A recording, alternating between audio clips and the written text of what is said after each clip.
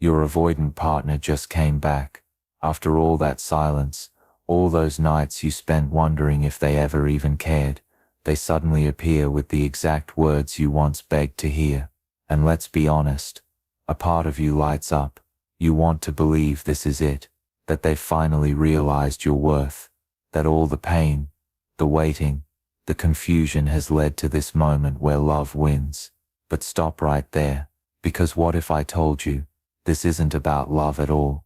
What if I told you the real reason avoidant partners come back has very little to do with romance, and everything to do with something much darker? Here's the brutal truth.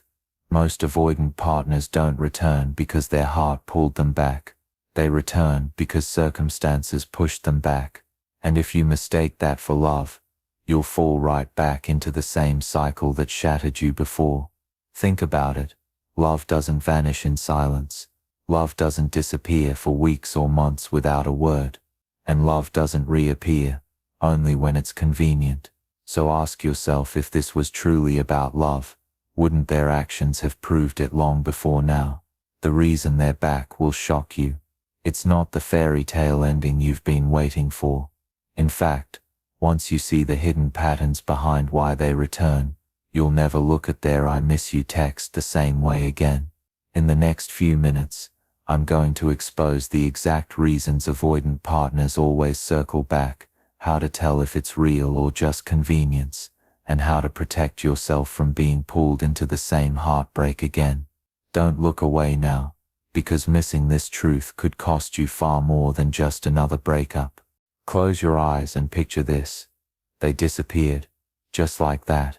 No warning, no explanation, no fight big enough to make sense of it. One day they were laughing with you, sharing secrets, touching your hand like it meant everything, and the next day, silence. You kept staring at your phone, waiting for the message that never came. You wrote drafts you never sent, stalked their socials hoping for a clue, replayed the last moments again and again, until you started questioning your own reality. Did they ever really care? Did I imagine the whole thing? Nights felt heavier. You wondered if maybe they were already with someone else, if maybe you weren't enough. And even when friends told you to block them, to forget them, deep down, a piece of you was still waiting for them to remember you, waiting for them to realize your worth. And then just when you were finally learning how to breathe without them, it happens. Your phone lights up at 1 a.m. with 3 words that flip your stomach inside out. I miss you. Or you see their name flash on your screen, after months of silence. Or worse, they show up in person, eyes soft, voice low, saying all the things you once cried yourself to sleep wishing they'd say. And your heart betrays you, because in that instant, your guard weakens, your brain whispers, finally, they get it. Finally, they've come back, because they love me. But here's the part no one tells you. That moment, that rush of hope flooding your chest, is a trap. It's the exact moment most people lose their clarity and hand over their heart all over again. And the cruel truth, love isn't always the reason they return. Sometimes it's loneliness, sometimes it's fear, sometimes it's convenience. But almost always, it's not the fairy tale you've been dreaming of. In the next part, I'm going to take you inside your own mind, to show you the exact psychology of why you start convincing yourself this time is different, and why that belief could cost you everything. The second their name flashes on your screen, your brain betrays you. That one notification, after weeks or months of silence, feels like oxygen after drowning. And in that split second, you don't see the person who vanished. You don't see the one who left you questioning your worth. You see the dream version of them. The version you always wished they could be. Your heart whispers, they've changed. Your mind whispers, this time will be different. And suddenly, every ounce of pain you carried starts to feel like it was leading to this moment, like maybe it was all worth it. But let me shatter that illusion right now. What's happening isn't love, it's psychology. Your brain is wired for survival, not heartbreak. When you felt abandoned, your nervous system went into panic mode. It saw their absence as danger. And now the second they return, your brain registers it as safety, like the storm is finally over. That's why it feels so intoxicating. Not because they've transformed, but because your body is desperate for relief. Relief from the anxiety, relief from the waiting, relief from the waiting, relief from the endless loop of why wasn't I enough. But here's the brutal truth. Avoidant partners rarely come back out of love. They come back because you're familiar, because you're easy, because you're safe. Love requires effort, accountability, vulnerability, but familiarity, that's effortless. They don't have to earn your trust. They just have to whisper the words they already know will melt your defenses. And you starving for closure, mistake convenience for commitment. You call it destiny, when in reality, it's repetition. This is why so many people get stuck in the same cycle, not because their ex has truly changed, but because their own brain tricks them into believing it. It's not romance. It's survival instinct. And here's the scariest part. Until you recognize this, you'll keep falling for the same pattern, again and again. But don't worry. In the next part, I'm going to hand you the exact roadmap to spot the red flags that prove when their return has nothing to do with love, and everything to do with convenience. Once you see those signs, you'll never unsee them again. Let's stop sugarcoating this. If your avoidant partner has come back, you want to believe it's love, but 9 times out of 10, it isn't. It's survival, it's ego, it's convenience. And unless you spot the red flags, you're about to mistake manipulation for a second chance. Red flag 1. The grass wasn't greener. They walked away thinking freedom was happiness. They convinced themselves that casual flings and new adventures would feel better than stability. And for a while it did. But then the shine wore off. The new people didn't know how they liked their coffee, didn't understand their inside jokes, didn't comfort them when anxiety hit at 2 a.m. So now they crawl back, not because they chose you, but because they realize strangers don't put up with their flaws the way you did. You're not plan A. You're the backup plan when better didn't work out. Red flag 2. Rough patch. Comfort. Notice the timing. They didn't call you when life was good. They called you when everything went wrong. Lost their job. Suddenly you're on their mind. Family issues. Suddenly they miss you. Holidays are lonely. There you are. The comfort blanket they once threw away. Here's the truth. You're not their choice. You're their soft landing. And once their crisis passes, guess what? They vanish again. Red flag 3. Ego boost. This one cuts the deepest. You once adored them. You gave them validation, attention, and love they never earned. So when their self-esteem takes a hit, maybe rejection, maybe career stress, maybe aging catching up, they know exactly where to go, to you. Because one text, one I miss you, and suddenly they feel powerful again. But think carefully, are they really coming back for you, or for the way you made them feel about themselves? Red flag 4. Fear of commitment elsewhere. Here's the ugliest truth of all. Sometimes they're already seeing someone new, and at first it feels exciting, but then that new person asks for something real. Real intimacy, real accountability, real growth. And instead of stepping up, they panic. Commitment feels suffocating. So what do? They run straight back to you, not because you're their great love, but because with you, they can keep one foot in and one foot out. You think they chose you over someone else. No, they chose avoidance over growth. You weren't the winner. You were the escape route. Here's the brutal reality. Avoidant partners don't come back because they've had an epiphany about love. They come back because you're familiar, safe, and easy to re-enter. And if you don't recognize these red flags, you'll keep falling into the same cycle, thinking it's destiny when it's actually desperation. But don't worry, in the next part, I'll show you the exact green flags that prove when their return might actually be real love.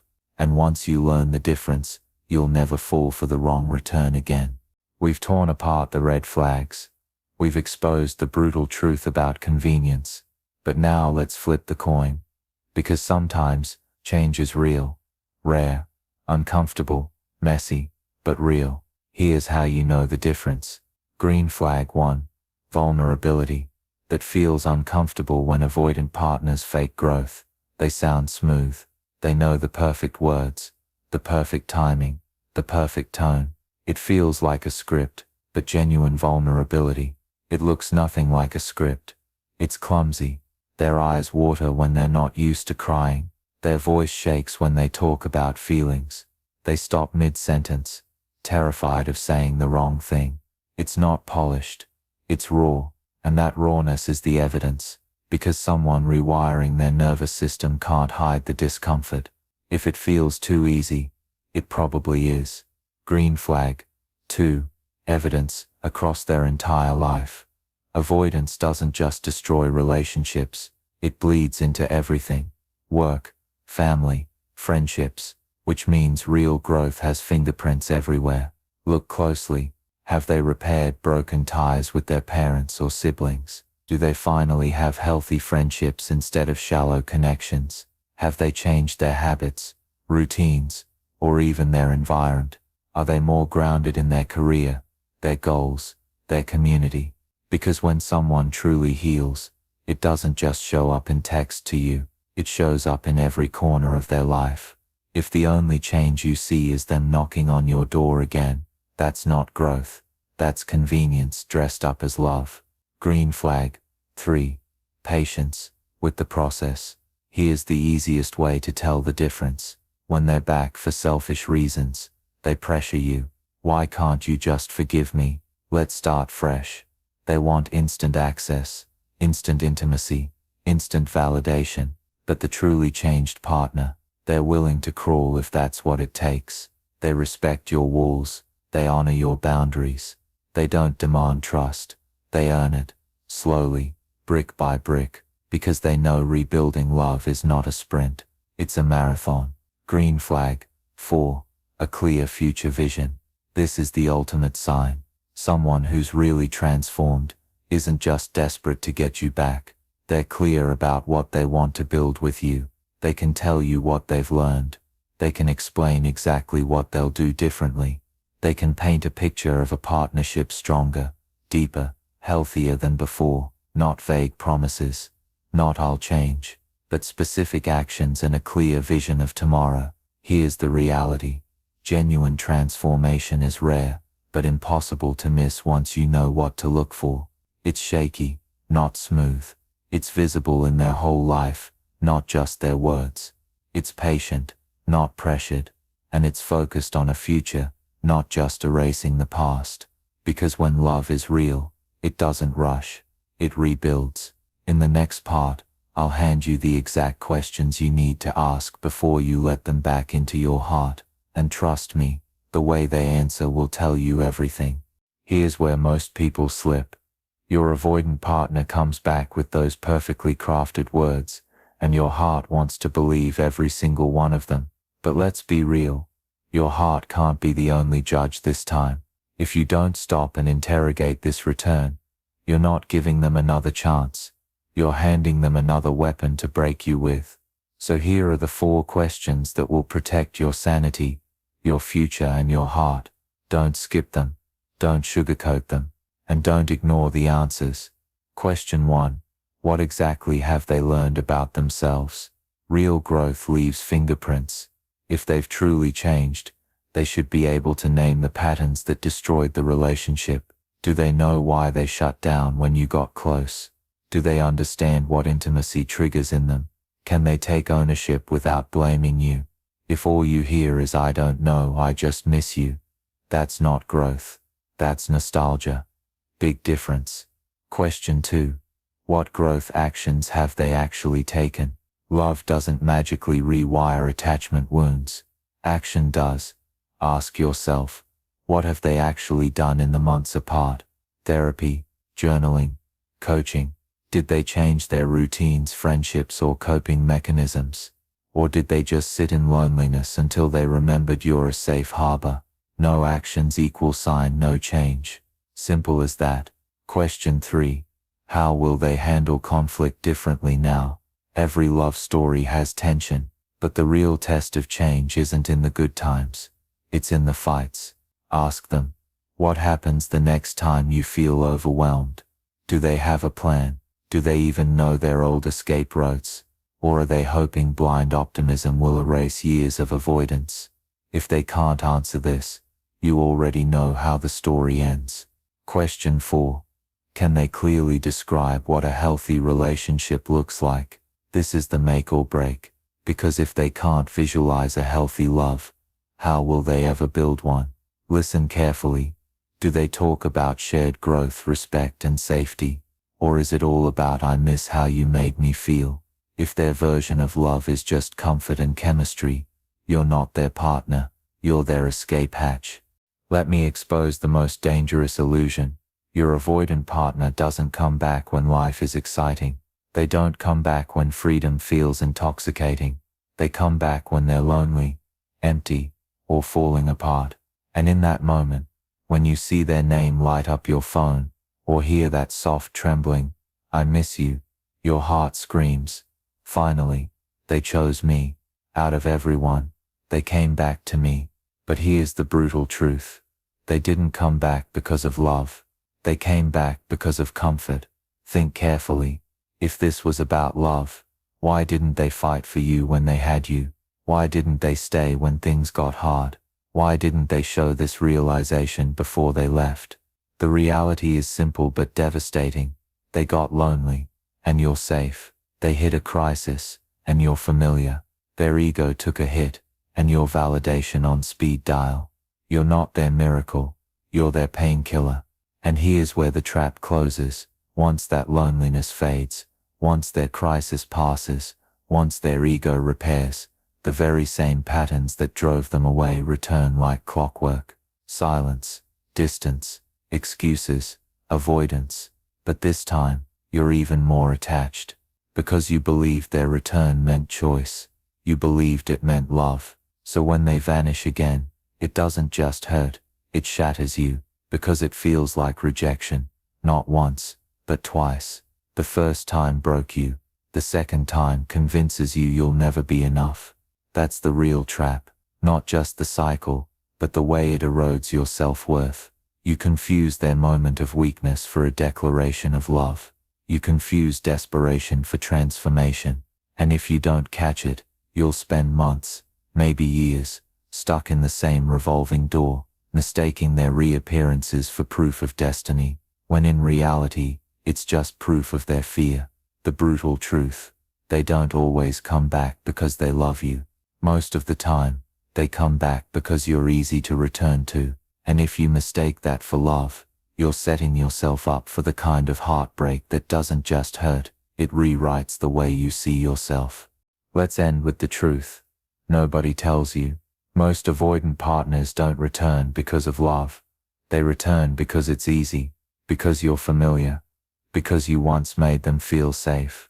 But here's the difference between fantasy and reality. Real love shows up with accountability. It looks awkward, raw, and patient. It's visible in consistent actions across every area of their life. Fake returns. They come dressed in charm, perfect timing, and promises that sound too polished to be real. And here's the part I need you to remember. You don't owe anyone a second chance, even if they've grown, even if they're crying in front of you, even if they finally say every word you once prayed to hear. Your peace matters more than their timing. Your boundaries matter more than their loneliness. Your worth matters more than their what-ifs. Because the brutal truth is this: love isn't always why they return. Sometimes it's ego. Sometimes it's fear. Sometimes it's just convenience. But your life, your healing, your future, that's bigger than their crisis, bigger than their nostalgia, bigger than any recycled love story. So protect yourself. Take it slow. Watch what they do, not what they say, and never ever confuse their weakness for your worth. If this opened your eyes, if it made you stronger, if it gave you the clarity you've been searching for, don't just sit with it. Hit that subscribe button. Like this video. Share it with someone who's stuck in the same cycle. Because the more people who see through the lies of love, the more hearts we save from breaking all over again. And trust me, you deserve nothing less than a love that never leaves in the first place. I'll see you in the next one.